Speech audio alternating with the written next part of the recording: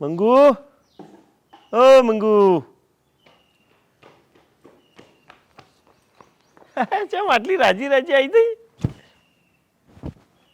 લાયા નહીં પૈસા? અરે રામ રામ, મને એમ કે હું આવી ગયો એની ખુશીમાં દોડીને આવી. કંકોડો રૂપિયા, તને ખબર તો છે કે પૂરો ગલ્લો તલ્લો કરવામાં માસ્ટર છે.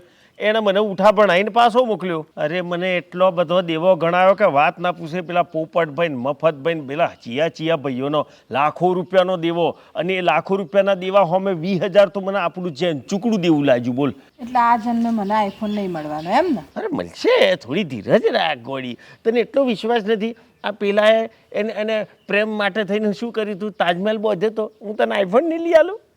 એટલે મારે આઈફોન લેવા માટે મરી જવાનું? ના ના, એમણે મર્યા પછી જ બનાવ્યો તો આ તાજમહેલ. એટલે મારે મરવાનું, પછી તમે મારા માટે લાવશો. જો હું મરી ગઈ અને તમે આઈફોન નહીં લાવો તો ભૂત બનીને આવે અને આ તમારો ફોન છે ને હેંગ કરે. મર્યા પછી તો આઈફોન શું કોમનો એમ કેવું છે મારું. વાંધો નહીં, તને જીવતજી લઈ આલે. થોડીક શાંતિ રાખ, ધીરજ. તો તું તો અબીજ કૂવો ખોદો ને અબીજ પોણી પીવડાવો તો એ તો પોસિબલ નથી ને.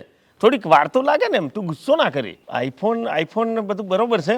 જો એક વસ્તુ છે, આપણા પગ જેટલા લોબા હોય, ચાદર જેટલી લોબી હોય એટલા જ પગ લોબા કરાય. હું પલાઠી વાળીને ઊંઘી.